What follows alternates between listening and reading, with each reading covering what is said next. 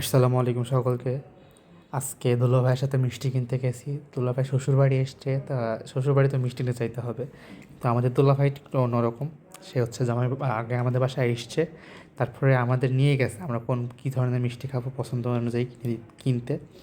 তাই আমরা গেছি খালিশপুরে। আমাদের খালিশপুরের বিখ্যাত মিষ্টি এই যে rasgulla, the most favourite one of mind. এটা নিলাম, বহুত নিছি, ওখানে খাইছি। তারপরে এই যে দুলাভাই ওখানে দোকানদারদের সাথে গল্প করতেছে।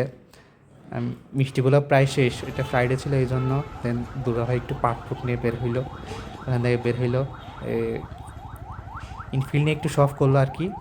তারপরে আমার ছোটো ভাই এই যে ও মিষ্টিগুলো নিয়ে গাড়িতে উঠলো, ও একটু সাইকেল করতেছিল। তারপরে আমি উঠলাম, নিয়ে এই যে বাসায় ফেরার পথে খুব ভালো একটা দিন ছিল।